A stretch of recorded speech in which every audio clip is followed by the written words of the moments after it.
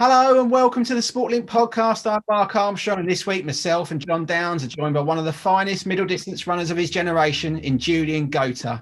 Julian was part of the golden era of British athletics, boasting personal bests of 13:15 for 5k and 27:34 for 10k, whilst also winning the National Cross Country Championships by almost 2 minutes in 1981. Julian rubbed shoulders with many athletes considered athletic royalty in this country, and he reveals what it was like to compete against them and, more importantly, beat them on many occasions. John dishes out his training tip of the week, and in High Jinks with John, we talked to John about when he turned into something of a cow. So, John, you all right? How's it going this week, mate? All right? Yeah, all good, Mark. Thanks for asking. Good stuff. Can you just tell us a little bit about this week's guest in Julian? I've obviously known of Julian before I ever got to meet him, obviously from his exploits on television and running cross-country races and watching them on terrestrial TV here in Ireland and so on, and obviously of his achievements and stuff.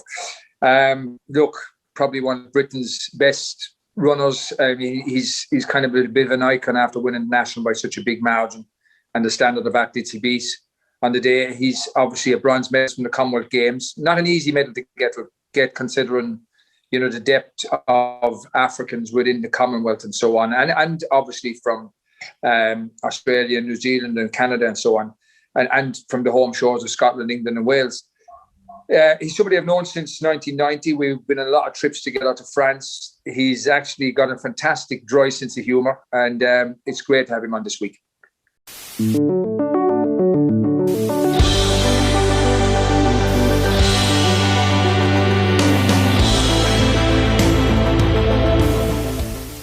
Hi, Julian. Listen, thanks very much for coming on this podcast with us and taking the time and opportunity to talk about your career and your achievements and so on. I suppose we'll start at the beginning. How did you, or what made you come to running, or what was the draw to come into athletics? Right. Well, we always at school used to run if the weather was bad, you know, and rugby and football and stuff was cancelled, and I just found that I could run quite easily and win the sort of races in the school. I was in a good school, and it developed from there. I mean, it just when I was at 9 years old, 10 years old, I was doing just little races like that. I can remember the first sort of inter-schools race we had, and I was surprised, but I won that. My dad was a teacher at the school, in the main school, and he was actually in charge of cross country. But quite honestly, it had nothing to do. He didn't pressurize me at all. He was just encouraging. Mm-hmm. And I think mentally, you know, I did it because I could do it, but also because you got recognition from it. You know, it mattered. It seemed to matter to other people. It wasn't just like going to do a fun run. You got your name read out in assembly, and names up on the notice board, and yeah, I think that's the whole point nowadays. If you do it in a vacuum and it doesn't matter to anybody, what's the point? You know, I can't imagine me doing it if it didn't, if there wasn't, you know, respect or medals or travel. You know, they're the sort of things which make it fun. Yeah, it's not just doing it because they say it's good for you. You know, if people say smoking is not good for you, but people still do it. You know, if people say exercise is good for you, still people don't do it because it's good for them. And especially kids, they don't do anything because it's good for them. They do it because they want excitement, they want fun, they want the recognition. And again, in today's climate, you know, if you're not a footballer, you don't get a lot of recognition in many places. You know, a little bit of cricket, a little bit occasionally the other sports. But no, for kids growing up, and I've done a lot of coaching in schools, and, you know, kids, their aim really is to be footballers. And there's such a, you know, if they get signed up at age sort of 10 to go down to the local club, get coaching, many of them get to 16 and they're discarded. And they think they're failures, you know. It's about building up that self-esteem, isn't it? And Julian, when did you realise that you had a bit about you and that you were a bit beyond? Obviously, you're probably the best runner at your school, and once you get out of that vacuum, when did you realise that you know, you've got a talent for running? Well, yeah, it was at school. I mean, cross country became a big thing, and athletics actually became quite a big thing at the school I was at. It was at Haberdashers in Elstree. There were low key little school races, but lots of relays, which were very exciting and very, very fantastic for it's the team events. But so you get a lot of there's a reason for doing it. Every second counts. Was my dad used to say, shouting at everybody in the team, you know, because it's not just running a race and finishing; it's trying to get time. But that was a big scene at school. And to start with, we weren't. Our school wasn't eligible for the English schools. So I'd come across guys who were running English schools, and they said, "Oh, why aren't you there?" I said, "Well, we can't get past square one. We can't get through the district. You need to run in the district first, then the county, and then eventually get to English schools." So all that changed. So the school managed to enable us to do those sort of events. And at the same time, I suppose age 16, I was 16, so and in Shaftesbury Harriers, and Dave Bedford, he's 3 years older than me. He was 19 in Shaftesbury Harriers and coached by Bob Parker. And so I was encouraged I'd already joined Shaftesbury Harriers, but I was encouraged to start being coached by Bob. And that made an absolutely huge difference. I started off before I was doing maybe 15, 20 miles a week, running 3 or 4 times a week, doing quite well in the races. But at age 16, I mean, yeah, that was even after Bob had coached me for a term, for a season. I didn't make the final of the English schools 1500. I mean, in those days, it was a nightmare. Really, really hard to make the final. I can remember there were 12 heats, and just the winner goes through. That's brutal, and there were 2 fastest losers. I didn't realise it was that hard.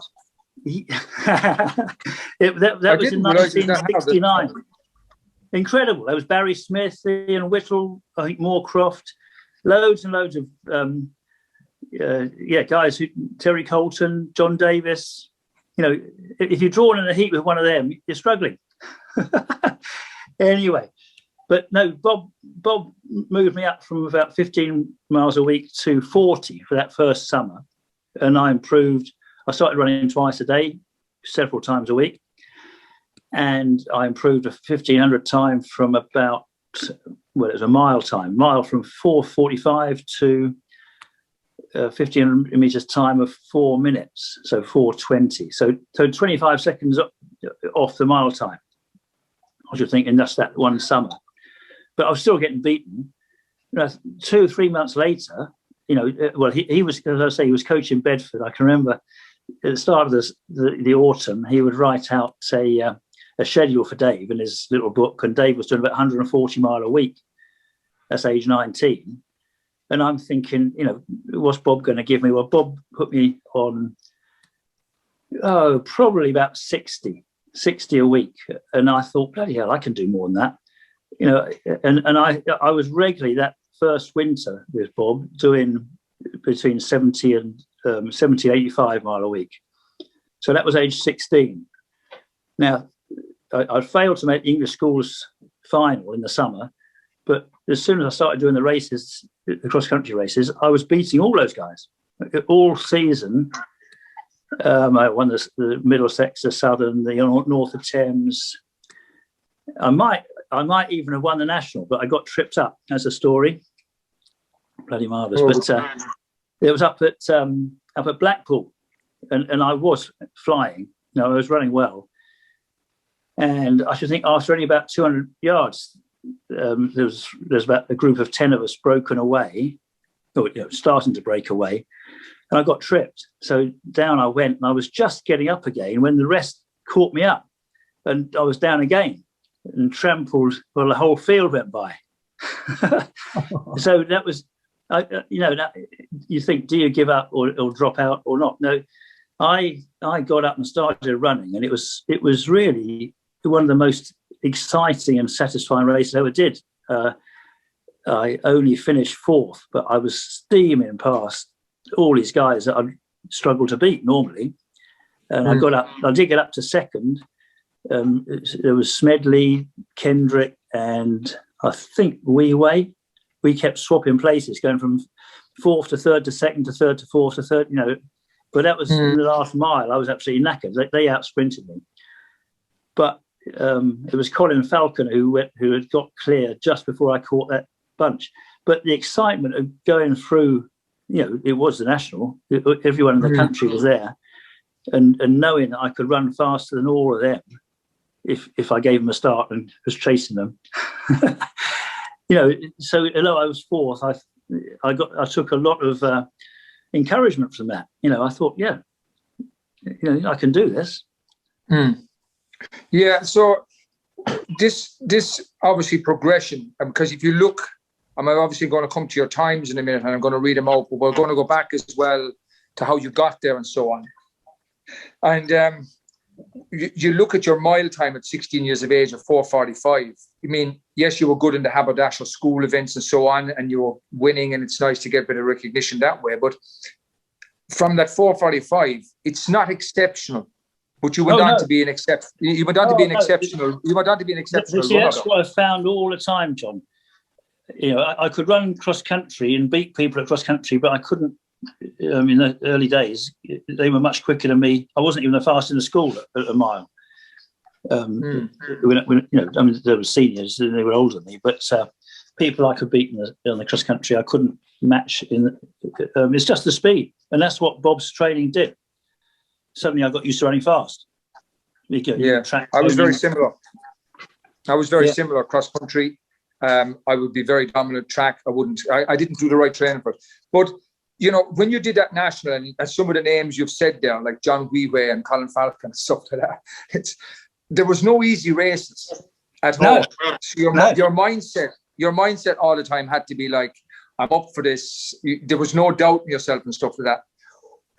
Outside of that race, because I'm going to lead on to getting a question out of you, and Mark is going to come in, and then I'm going to talk about your personal best and so on. But after that race, what was the next race that you realised, I'm actually stepping up to a different level here?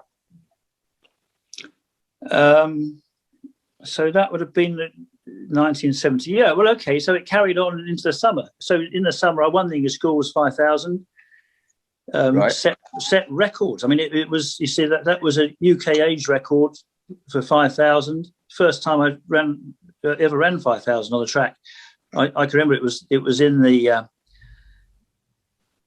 It was in the district champs, just as first stepping stone to get in English schools. And I'd never done a 5, so I thought I would do that. And, I'd been doing sessions with Bob where, I can't remember what sort of reps we'd do the 400s in, probably 60, 62, 63. We're going pretty quick.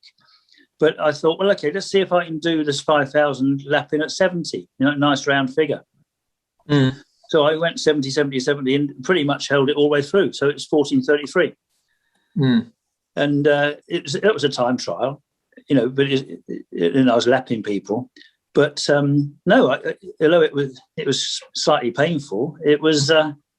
I thought, well, I can run this speed. I can keep this going. So that summer, suddenly, so the PBs, and the first race I did, the other big influence was British Milers Club in those days, Frank Horwill. And, you'd get your invitations through and you'd think, this is going to be a good race. There's a setup for fast times. And Frank would brief us all before the race, right? Goater, you're taking third lap, someone else is taking a second lap. And, then it's everyone for himself. On their own on the last lap. And I can remember the first BMC race I did like that was Crystal Palace. And, it was just a sprint, for me in those days, PB of 4 minutes, 1,500 the year before, and it was 3:52 or something.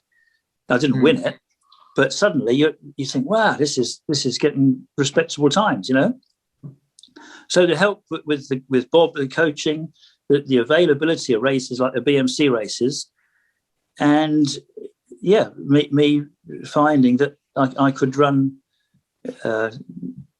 fairly comfortable at 70s. I was in the groove there, and so I went. That was the county. I went to the schools, I think, and then the schools international that summer. And yeah, God, I can remember. Yeah, it's 1970. I set a world age best, apparently, according to Dave Coxedge and AW, for 3,000. So I won the 3,000 down at Brighton in the Southern, and it was 8:14. And a couple of weeks later, the senior men sort of 3,000 was won in about 8:25, I think. And so there was something made up about that. Yeah. Wow. So, but no, they weren't exceptional times, because a lot of guys after me, Kevin Steer and people, they were doing closer to 8 minutes at that age. They're fantastic. But again, it's about recognition. In AW in those days, they used to print lists of UK age bests, all-time lists, ranking lists. You don't get that now. It was always exciting to get AW and spotlight on youth and all this. It was very motivational. It wasn't about you. It's about what Nick Rose or Dave Black or Moorcroft or what these other people were doing. That's it. Is that what drove you at the time, Julian? It sounds like you lived and breathed running from quite an early age, really, and it is. And you're obviously going through those years where sometimes focus can sort of wane a little bit or go to something else. Is that not a problem that you ever had at all, or you just had that focus that you were good at running and you're going to get the absolute maximum out of this? Well, yes, I probably was obsessed, and I was at school. I'm still doing A levels and stuff like that.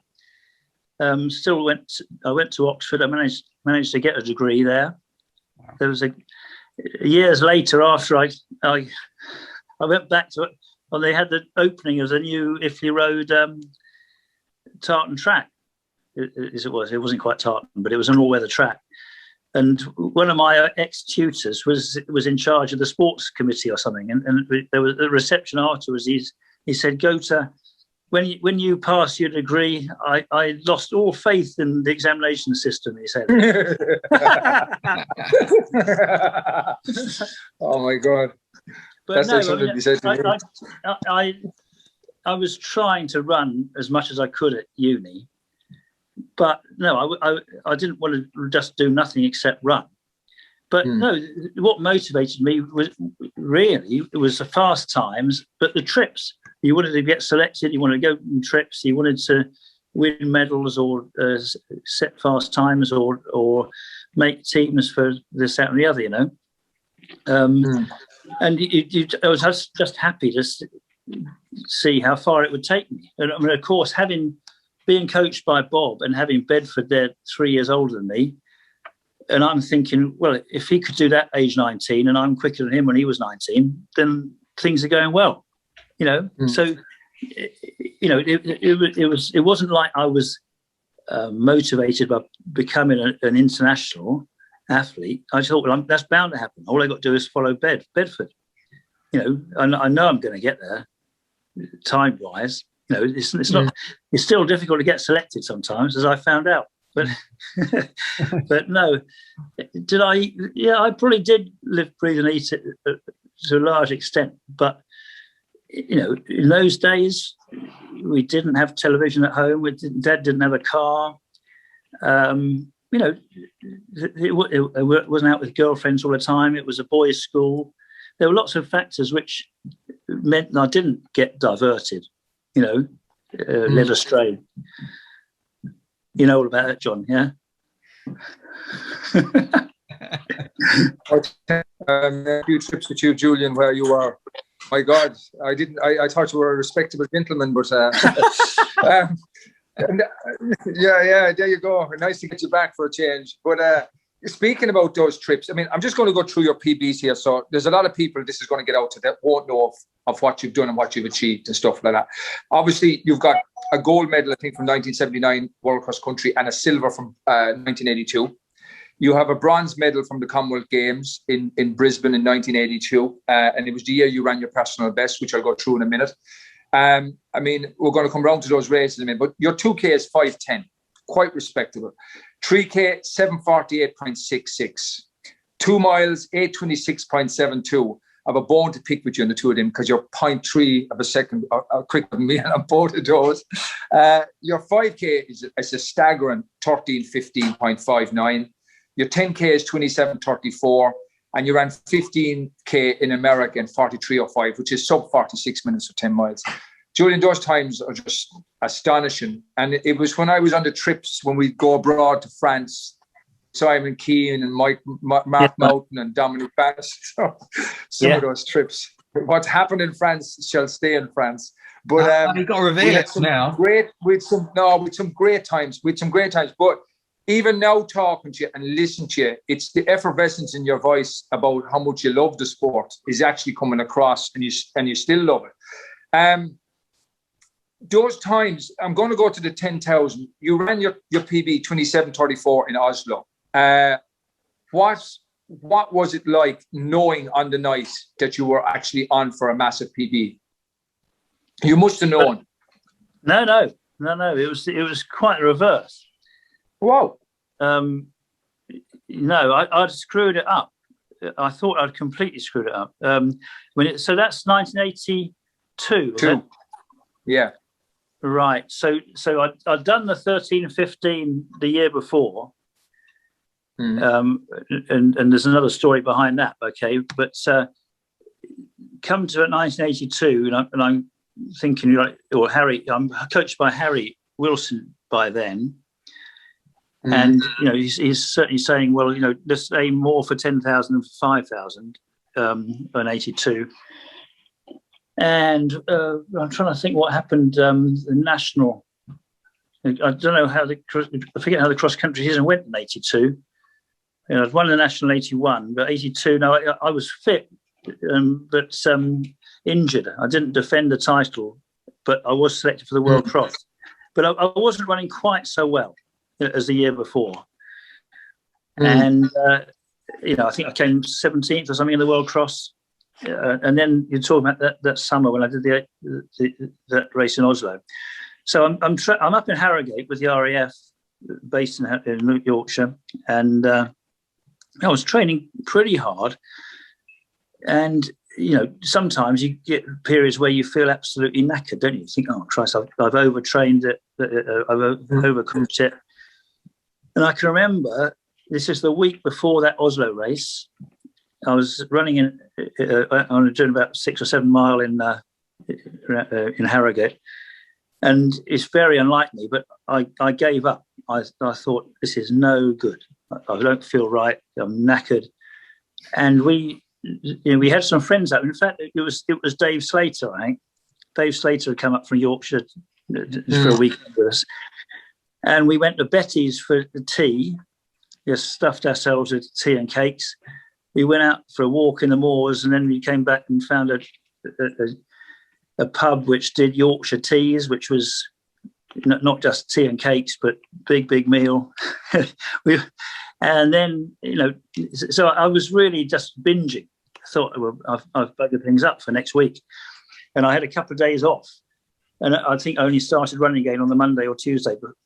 And then obviously felt pretty heavy, but things just got a little bit better towards the weekend. So I got to Oslo, I think, on the Friday night, and I'd done a normal sort of session just before I left Heathrow. I did 2 times a mile or something on the roads, just a blowout, and felt okay. Now, get to Oslo. Did you race to Oslo, John? No, never raced in Oslo. Right. No, okay, raced in Finland, Sweden, but never in Norway. It's just a fantastic sort of ambience there. You've got all the athletes are there, but the weather's fantastic, and the venue, where you stay, is out away from the town, and I think it's just university you stayed, and you go for a jog around the lake there. It's beautiful. So in doing that, I was with Ovette and various other people, I think, just jogging along. And you start to feel, this is good, this is exciting, I like this. And finished up on the track, did a few strides. I think Harry Wilson was there. And I felt quite good. but I didn't expect. I thought I screwed things up from just being too tired and then overindulging the previous week. And you know, 10,000. You just try and settle down in the race. You know it's going to be a fast race, and it was. I think about 13:42 at 5,000, and I'm still in the race, and I'm not feeling too bad. And it, you know, it's a different. Those sort of races are different because people don't normally put a boot in and attack. It's just that you're going so fast that people gradually drop off, and in the end, there's only 4 or 5 of you left. Yeah. And I unfortunately I dropped off with about 2 laps to go. I came back a little bit, but that's when the others got away. Now the other story about that race was Henry Rono was doing it. There's Rono and Salazar and Carlos Lopez, but the Kenyans were onto the organisers saying, you must not let Rono take part. He hasn't got permission. So there's a long hold up we're all lined up in the start line, and they're trying to decide whether to let him race or not. In the end, they let him race, but it was a big diversion from the race itself. Now, so it was that quick. I think the world record in those days, I think it was Rono in about 27:22, something like that. Yeah.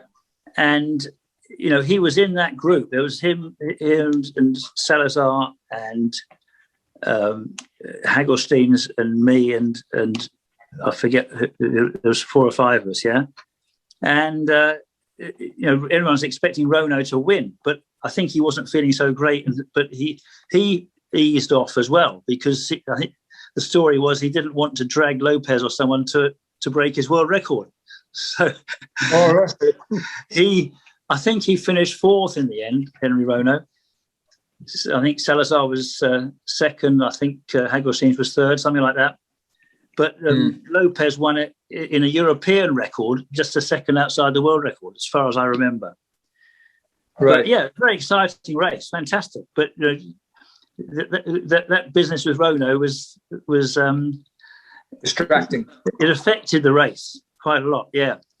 So in 82, I had those.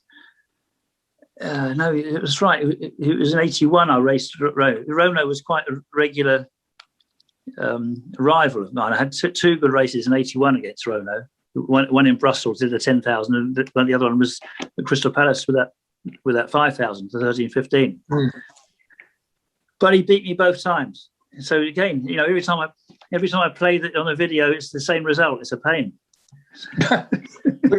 but you look what you achieved and your times what you achieved was amazing. I mean, like obviously that year 1982 as well, you went to the European Championships in Athens. I think you were 5th, but you ended up getting a bronze medal in the Commonwealth Games, which for me I think is quite hard. I mean, I know the distance running in Europe was quite tough, but I mean you got people like Gidem Shahanga, you've got Zachary Barry and stuff like that. You've obviously got the Kenyans. Yeah. You know, it's you've got Mick McLeod on the English team as well. It's Alistair Hutton.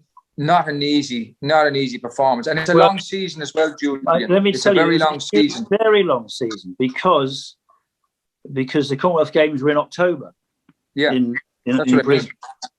Yeah, and you had the UK close. The UK Championships was May bank holiday, so. And you in those days, it was quite important to do well in those races to get selected for the subsequent ones. So I had a 10,000 in May, 10,000 in June, which was Oslo, 10,000 in the trials for the Commonwealth and European at Crystal Palace. And then having done that, then you've got to come back again and actually do the Europeans and the Commonwealth. So that's 5 big 10,000s in about 6 months. So it's quite hard to sort of plan that season, and to peak and come down and peak and come, or you know, it's very hard to hold it all the way through. But go back to that Europeans. You see, I mean, it was a real pain because we were out in Athens. Me, Charlie Spedding, and Steve Jones were out in Athens before the rest of the team because we were on virtually first event. It was on the night of the opening ceremony in Athens. of the 10, and it was supposed to be the 10,000 meter heats. Okay, so Arthur Gold, he sees us in a restaurant or something somewhere, but 2 or 3 days beforehand. He says, "Oh, we've had the technical committee meeting, and we've agreed that there'll be no heats for 10,000." That's what he told me. And Harry was there as well. Now, I don't know quite why Harry didn't cotton onto this, but I could not believe that if they don't have the heats, they just have a straight final. I thought if they don't have the heats, they just don't have the heats, because people have bought tickets to see the 10,000 final 3 days later. Well, because it was, I went on that day, having trained as though it wasn't the final, and bloody hell, it was the final. It's crazy, So your whole tape and everything is screwed up. Yeah, absolutely. So, it was a disappointment to me, because I didn't run particularly brilliantly that day, was it? It was okay coming fifth. And then, of course, in retrospect, you hear about the people who won it. There's Kova, who admitted blood doping or whatever. There was Schildhauer and Kunze. Was it Kunze? Kunze, and then Lopez in fourth. But no, I'm afraid a lot of my so-called bigger achievements, just leave a bit of a bitter taste behind, because in retrospect, you're screwed up by selectors, or you're screwed up by, the administration and whatever. Yeah. Yeah, I mean, even the day of that 10,000, it never got on TV because the opening ceremony was delayed, and TV cut off after about 4 laps. So there's Sue sat at home watching, and that's all they see, the first 4 laps, and hear on the news what the result was. So it's disappointment. Anyway, at least I was there. I did enjoy it. Had a great time with Steve Jones and Charlie Spedding, and then on to the Commonwealth after that. So Julian, all with what you achieved in running and the times you posted, I still find it hard to comprehend that you didn't manage to compete in an Olympics. I mean, that must be one of your big regrets. And can you just tell us a little bit of the story behind that? Yes, it's a huge regret. I still haven't got over it, really. I've come to terms with it, but it still rankles. I know I was good enough to go. I should have gone. I know I'd have done well if I'd got there. I was better than a lot of the guys who did go. But to be fair, in those days, to make the team, it was very difficult. The standard was amazing. But 1980, I failed. I was the fastest in the country at 5,000. The story in 1980 is because of Cohen Ovett, the situation with them, they had the elite squad. That was from 1979. And they had elite squad for 800 and 1,500. And they also had Foster and McLeod coming first and second, I think, in the golden 10,000 in Brussels in 79. And they thought, well, let's have an elite squad for the 10,000 as well. Right. I think 5 and 10. So that meant that they pre-selected, basically, from their form in 1979. So what the selectors want you to do in 1980 is obviously there's only one spare place left at 5 and one spare place left at 10. But you don't have to just win it. You don't have to just win it and have done the Olympic qualifying time. You've got to do the British qualifying time, which is considerably harder still. Now, the way the trials worked in 1980 was that the 10,000 trials was at Crystal Palace one week, and I think the 5,000 trials was in Edinburgh the following week. So 10,000 first. And in this stage, I'm the fastest in the country at 5,000. But I'm still aiming for 10,000. So I turn up to trials and you're trying to get that one spare place. And they're saying, well, you've got to do, I think it was very close to 28 minutes and win it. I tried to win it. And I I got clear, but I got caught up. Funny enough, Nick Rose came by and he was clear, but he dropped out before when he got caught. And the eventual winner was Jeff Smith. And Jeff Smith wins it in 28:40, and they select him, even though they told, so we've totally misled there. But having screwed myself and obviously lost confidence then, I think, do I really want to go up to Edinburgh to do a trial up there when I'm already by far the fastest in the country at 5,000? Should I stick or should I twist? So I'm phoning up the selectors, and their advice was, well, if you don't think the trial is going to be won quicker than 13:21, you're in a pretty good position. They're virtually giving me a nod and a wink not to go. But it's very, very hard not to go. You think you're taking a risk. Well, the next thing I see is the team selected, and I'm not in the team. Although the people who are, I'm faster than. There was Barry Smith. I'd already beaten him that season, and I was faster. I think you put McLeod in as well. I think it was Smith, Rose. No, it was Moorcroft, Rose, and Smith. Or, Nick Rose Moorcroft won the trial, I think. Nick Rose was second and Barry Smith third. I mean, they're three good people, but none of them had done as fast as me that season. Anyway, so I screwed up in 1980. It was disappointing. In 1984, I came third in the trial when it was supposed to be the first three selected. But because there was a little mix-up in the race, I got tripped up probably about 7 or 8 laps to go. I think in the same incident, Mick McLeod lost a shoe.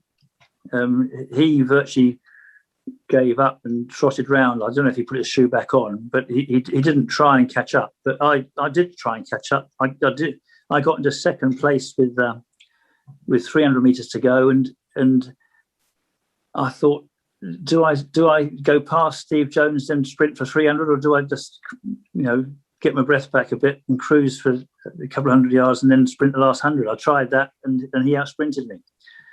But we were very, very close. But as it turned out, they just selected the winner, Nick Rose, and then we had to do another trial when I actually had a bit of a bug.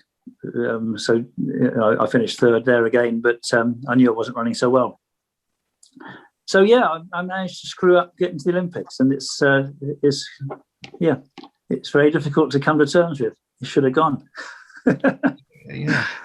There we are. Yeah, I mean, but it seems kind of like as well, though, Julian, I think you're being a bit harsh on yourself there that you screwed up. I mean, we can all make tactical mistakes and errors of judgment and that, but when the goalposts keep getting moved, that's kettle of fish. Well, it was difficult. Yeah, and it is. Listen, I know where you're coming from on this. I really do know what you're speaking about, because it's set out in stone. Like, you're talking about your 1982 Europeans. You're tapering for 3 days later, and in the race is the final when it should be the heat. Yeah. You're talking about selections, and it's taken out of your hands, basically. Yeah. And it's then thrown, because you don't know what's going on behind the scenes or whatever, and everybody's going to be fighting for their guy. But when they change the parameters or something, I find that's the hardest to deal with. I think as athletes, we understand getting beat and we understand beating other people. It's just part of the process. Yeah. But what we can't, I think we're pretty honourable people, and we like it to be just, and we like the integrity to stay the same. You like to be fair. But when it gets twisted, it's hard to deal with. Yeah. Well, I don't know how the selection process used to work, but, we've definitely got the impression that the Scots would say to the Irish, if you vote for our guy in the 100 metres, we'll vote for your guy in the high jump. And it was a sort of committee decision. Whereas if it had just been first three, even when I got tripped up, I'd have been in. And if it had just been the fastest ranking list, I'd have got in 1980 for the 5. So, yeah, it was. You never quite knew where you should. However, I've got to say that loads of races I did, loads of times, and occasionally it worked the other way, that you'd expect things to go badly, and in fact you benefit. I described that 10,000 in Oslo. when I'd screwed up. Well, when I was knackered the week before, and yet it turned out to be a blessing in disguise, because I had much easier week going into the race. And there were times, I mean, when I did that 13:15 at Crystal Palace in the 5,000, there was a lot of problems with me being in the Air Force at the time. Early in the season, they'd insisted I went to America on tour with the RAF team, even though we'd agreed earlier that I wouldn't need to go. And that clashed with the Golden 5 and the Golden 10. So I had to miss the Golden 5. I was down in London to get on the flight with them, and then I got a phone call. Oh, the flight's not on, because this was an RAF flight. It's not on, so we're not going out till Monday. So if you want, you can go and do the Golden 5 on the Sunday. Well, thanks. I've just, but yeah, I did go and do the Golden 5 because it was all very last minute. And then I came back and did the Golden 10. So that's what it worked. And later in the season, the RAF is saying, well, you want to do the 5,000 and the IC meeting at Crystal Palace, in that case, we're up in Yorkshire. In that case, you can leave work at midday and come down by train, go through London, and at 10 o'clock at night, you're racing. I mean, I said, there's no way. They wouldn't let me have the day off, see?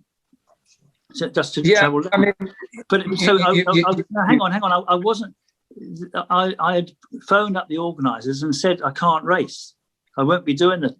The next day I go into work. This is on the Thursday, and the organisers got onto the big wigs in the Air Force athletics, and they got onto my boss. And suddenly I'm back in. I am racing. Yeah. But meanwhile, I'd done a really fast session on that Wednesday night, which I wouldn't have done otherwise. But as it turned out, it obviously didn't do me much harm, or perhaps I'd have beaten Rono. You don't know. You can never tell. But you're always trying to make plans, and you get one bite of the cherry. But there were many occasions where funny little things to do with me or other competitors in the race made things different. And the World Cross I did in Madrid in 1981. That was when the Ethiopians were fantastic, yeah. And it was three. It was supposed to be 4 laps of the hippodrome. I'm pretty sure it's 4 laps in Madrid. Well, at the end of the 3rd lap, the Ethiopians were thinking it was finished, and they were miles ahead. And they were trying to get into the finishing funnel, and it was all taped off. And they stopped next to the finish funnel. It's the finish line. And everyone was shouting, "No, you've got another lap to go. It's not just another 400; it's another mile and a bit." So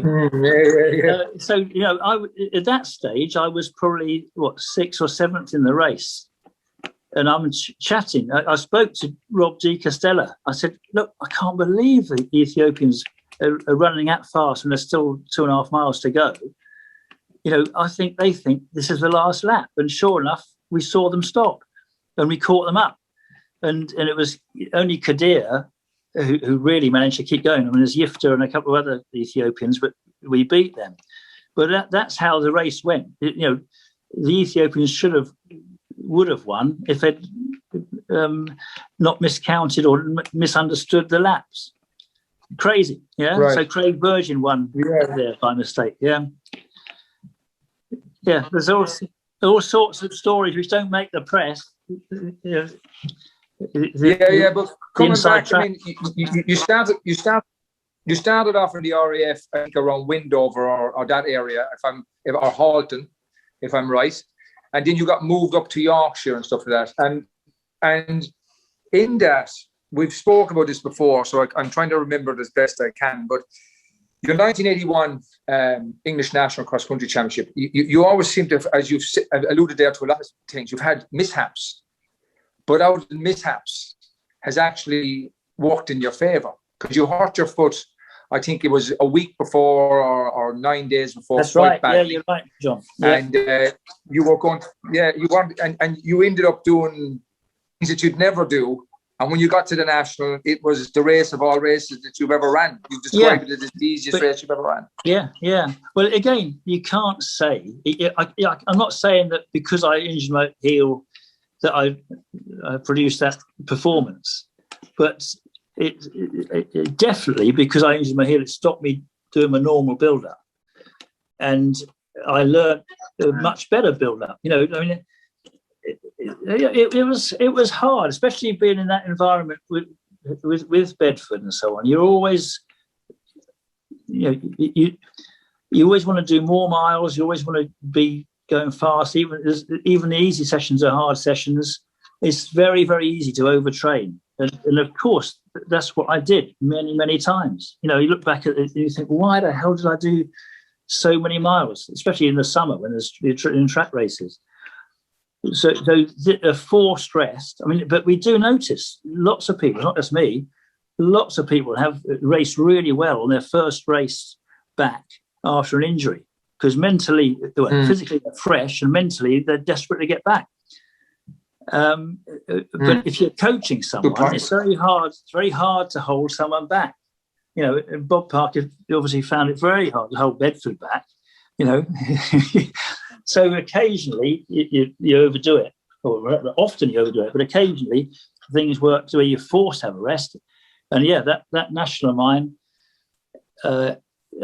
I was mentally very relieved to be there, because I thought I wouldn't be able to if the ground was hard. And physically I was fresh, but I'd still been running fast, and that's the best way to go into a race. What was your heel problem, Julian? And you win a map. Yeah, that heel, it was the inter-services the week before, on the Friday the week before, so 8 days before, down in Portsmouth. You know, nice course, but a few puddles, and in the puddles there was a few bricks. And I'm wearing spikes. I never wore spikes with heels. You know, I use the sprint spikes. And I clonked my heel on the first lap going through, and that hurt a bit. But the second lap, same puddle, but I can't believe it's the same brick. I was trying to avoid it, but I put my foot, and God, it hurt. And I had to stop. I probably stopped for 10 seconds or so. Steve Jones won.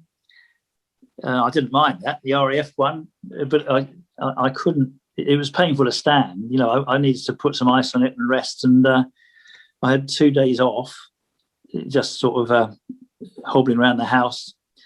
And occasionally I'd sort of jog on the spot and think, well, I can still run. At least I can, I can move all right, as long as I don't put any weight on that heel.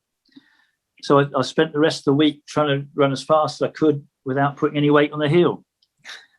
And then come the national, it was a nice wet day. I was praying for rain, lovely and soft, squidgy, no pain. But amazingly, this is amazing. I had no after effects. The heel was much better after the race than it was before. Really? No, it wasn't all in my mind. Yeah. But no, it was. Your winning margin that day, Julian, was just. I mean, I still looked at it. It's the biggest winning margin ever, and there weren't joggers behind you. I mean, the stand behind you. It was a fantastic field. It's just a who's who. Oh, seriously. Some when we start going through these people and their PBs and their personal bests, it's an incredible. To beat them by the margin you beat them by. Yes. I just think it's one of the most incredible performances I've ever read. I wish to God I'd been there to watch it. That's the sort of person I am. I'd love to have been there to actually see that. Yeah. And there's an iconic picture of you coming down the hill. But if you actually zoom into the picture, there's guys sitting up on this tree in the back of the hill. And I just think the view they had of you going away that day must have been just awesome. I mean, you've described this yourself in the book and everything, that you just felt the easiest race you've ever ran. Yeah, well, I can't explain that, but you know, it's such a tough course, Parliament Hill, and it's very hard. My favourite. You've got to get up that first hill, and you're very often knackered.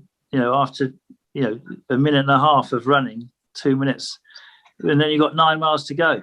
and you're on the back foot. But if you can get to that first hill feeling fresh, that's your dream. And I did. I wasn't out of breath. I was near the front, or very close to front, and I was in a good rhythm, and off I went. And of course, you do have second thoughts. Do I take the lead now? Well, I didn't try. I certainly wouldn't have tried to put an effort in, but it was like I couldn't run any slower. I thought, well, I can keep this going. There's no big deal. Where's the others? And they never came. So in that sense, it was the easiest race because I never had to do anything positive to win. I didn't have to change pace. I just set off, and no one came with me. Most races, you've got to win it. You've actually got to decide when you're going to make a break. Don't you agree? Yeah. They don't. Oh yeah, definitely. Yeah. You try to outsmart, outgut, outthink, outrun. I had none of that. It's like you run mid to test as you're running. Yeah. Didn't have to think when I make a move, or should I keep up with this guy, or should I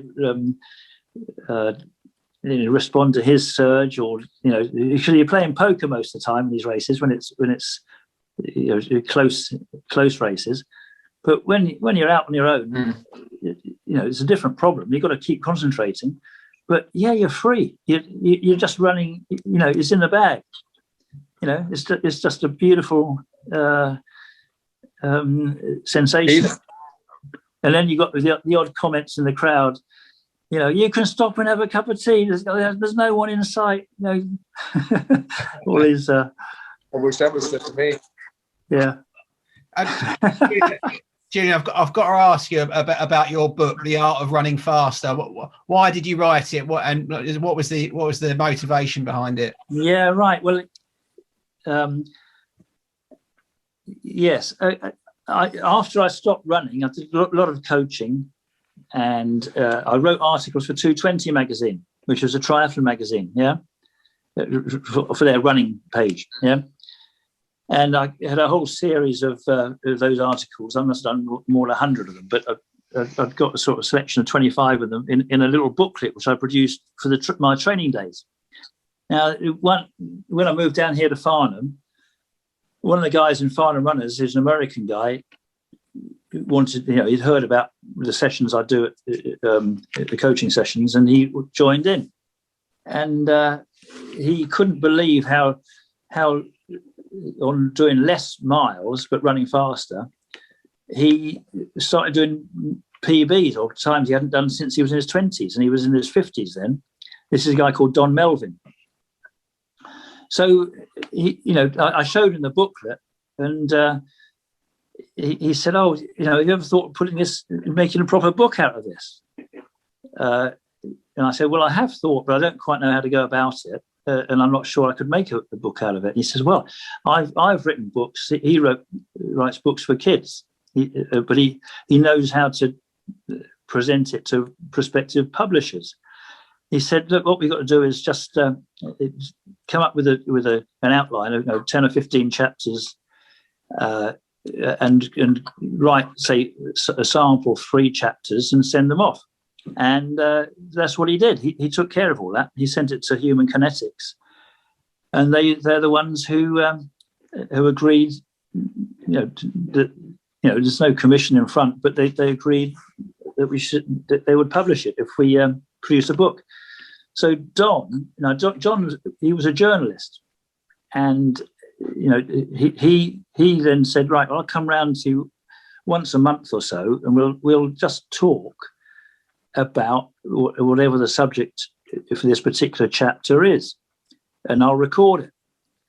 And then when he's recorded it, he takes it away and edits it and puts it into order, and he writes a good piece as a journalist.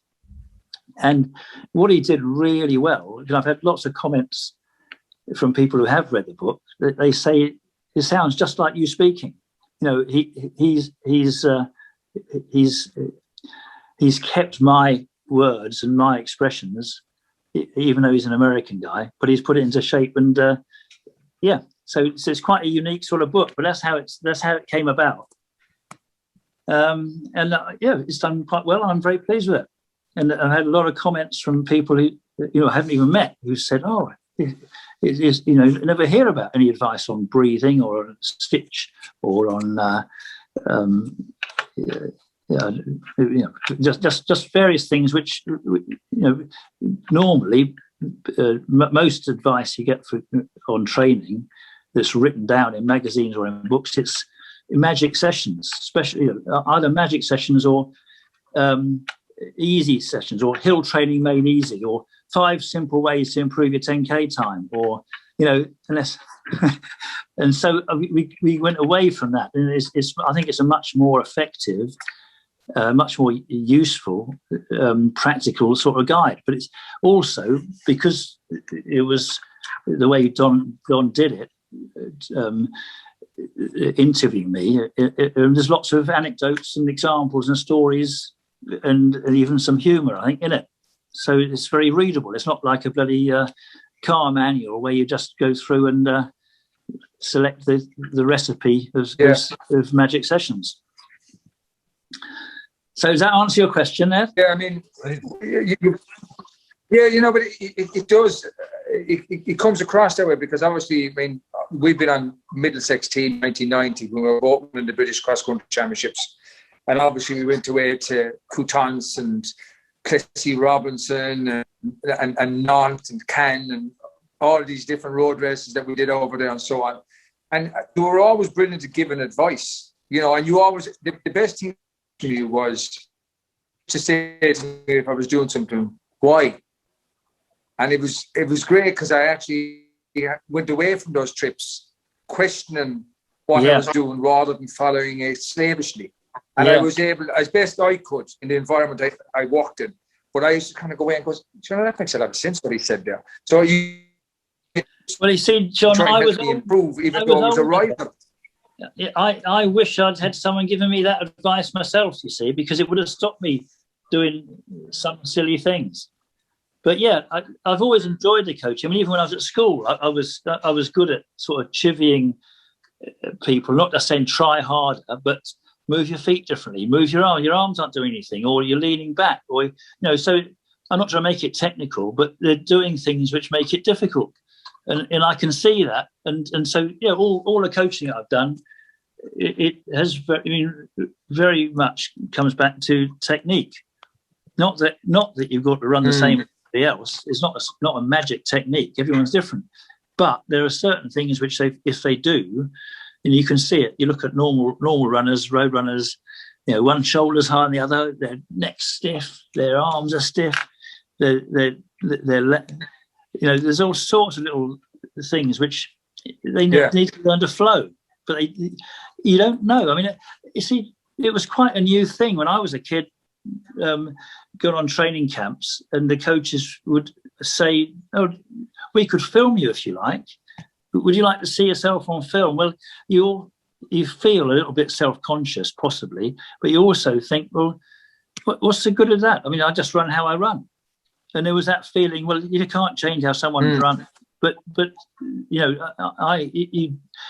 being in that triathlon world, as I was for a few years, and coaching at triathlon, and coaching people who are used to understanding that swimming is very technical, and actually that biking is very technical, there's a lot of very similar things with running. And I learned a lot from listening to the triathlon coaches. Particularly that you're swimming, you don't just swim with your arms, and running, you don't just run with your legs. It's your whole body, and it makes a huge difference. Not just because you've got to use it properly, but you mustn't use it in a way that slows you down. If you don't move your arms quick, then your legs can't go any quicker. Someone had told me that when I was a kid, I might be able to sprint much better. But I never used my arms properly. But you need to be told. Well, I'm that. glad you didn't. What's that? I said, well, I'm glad you didn't in the Southern Six Stage in 19. When we had a right good ding dong back battle yourself and myself on a horrible, wet, cold day in Aldershot. Oh, yeah, you're not a million miles away from there now, actually, where you live. But I was old. Yeah, I was old, John. Yeah. Well, look, Yeah, but so was I. I was old too. An old man too. I might have looked a bit young, but I was an old man, really. Listen, Julian, thanks so much for doing this. I really appreciate it. It's been really enjoyable listening to you about your story, about your journey, about your trials and tribulations, about your success. Thanks so much for doing this. Really appreciate it. Mark is going to ask you 5 random questions out into this. But again, thanks very much for doing this, Julian. I really appreciate it. Thanks for asking. Yeah, no problem at all. Yeah. Right, no problem. Here's the first one. Here's the first one, Julian. Right, you've just run a marathon. What's the first thing you eat and the first thing you drink?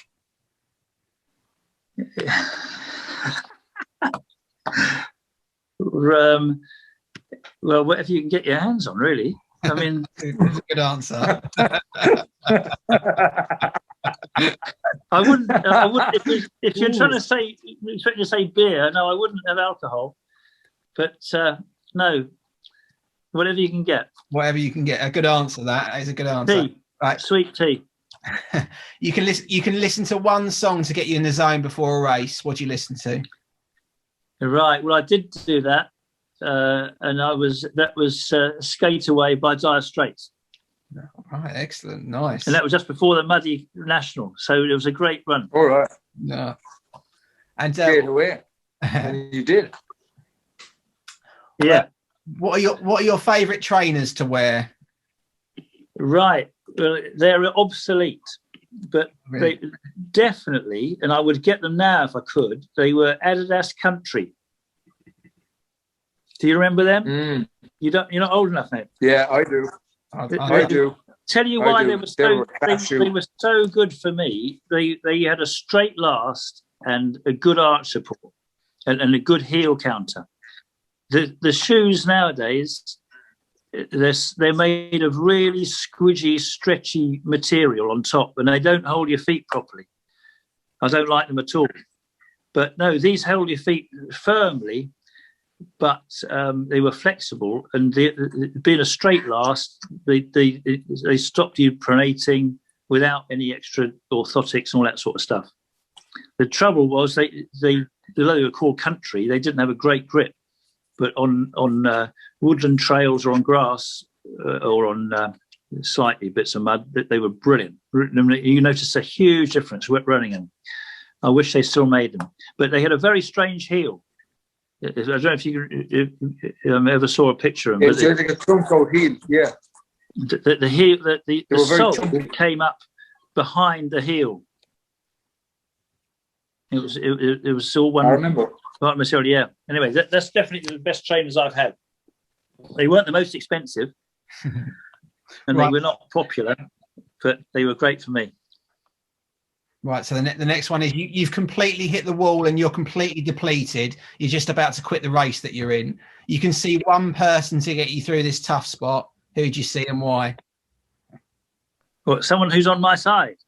Someone to help me. Yeah. Barry Smith. He was a good laugh. Or Steve Binns. Now I'll say Stevie Binns, right? Steve Binns he was very, very good lad. Nice. And this is a full-on random one now. All right, Jen, what is your favourite cheese? Favourite cheese? Yeah, I'd say cheddar. Probably cheddar. I knew you were going to say that. I had a feeling. Yeah. I didn't. I thought he'd say brie. I really did. But anyway. Well, John, when he did this podcast, he said Wednesday day with cranberries, or was it apricot? I can't remember. Yeah. I don't know. Anyway, Julian, thanks a million. And any more tips for the Grand National or the Epsom Derby? You know. Yeah. Don't you? It was a great result. Yeah. Okay. Yeah. Very good race, actually. Enjoyed it. Thanks ever so much. Yeah, definitely. Listen, thanks a million. Thank you so much. You're going to send me a copy we'll of the send film, it on when we've done. Of course we will. Is that right? Do, yeah. Okay. Yeah, we'll send it on to you. Don't worry. Thank you. Yeah. All the best, Julian. Thank you. Bye-bye. Thanks. Cheers. Bye-bye. So, John, what's your training tip of the week this week? Obviously, we can all talk about training tips in terms of mileage and workouts and speed work and so on and diet and that. But now and again, a little trip to the doctor about getting some blood tests can be very revealing and very helpful to people. A lot of people can't understand, especially people that come into running at probably, their late 30s and early 40s, and they're doing fantastic at the beginning of it, but then can't understand why they're starting to lose a loss of form. And that can be a lot to do with their bloods. So they'd like to get their bloods checked out and keep on top of that. And obviously taking a structured break. A lot of these people come in, and because they're running PBs week after week after week, they just keep going. Well, seasoned athletes like ourselves would actually take structured breaks. I always took a break after the cross-country season and the track season. So it's the same for these people. But getting a blood test can make you very aware of why you're in a hole and what you need to do to get out of it. Great stuff, John. So, right, hi, Jinx with John. Now, we'll have to brace yourselves for this one, guys, because it might not be everyone's cup of tea, but go on, John. I know, but I mean, people have a good laugh at it, and they'll have a good laugh at it happened to me and so on. And sometimes you got to just make yourself be the butt of jokes as well. And I've no problem with that. But I was running a race, and what reminded me is actually Julian. And I told him on this trip to France one time, and I told him the story to pull in and get out of the car. But I was running this, I think it was the Munster Intermediate down in Croom in County Limerick way back in the day, and I was only 16 years of age, so I was up against a lot of older athletes and so on. But it was about, I think it was at the time, it was about 8K cross country, and I was running away anyway. But there was this guy in the race, and he was smothered with the flu, smothered with the cold, shouldn't have been racing. And basically, what happened was he was snots everywhere, trying to get up phlegm, the whole lot, clearing his throat. But as I was going past, he cleared his throat and spat. I was going for a deep breath, mouth open, in my mouth, and back it went, swallowed it. I can laugh about it now, but at the time, I was going along the round. I was like, and it was like this for the next 2 miles, trying to get to the finish. Got to the finish, finished third, went over to the side, and I started eating grass, anything to get some sort of flavour out, and to try and see if I could get sick and bring it back up and so on. And my dad came over and he said, "What are you doing? What are you doing? Everybody's looking at you. Have you lost the plot?" And I told him what happened, and he was just typical dad. Keep eating the grass. Just keep eating the grass.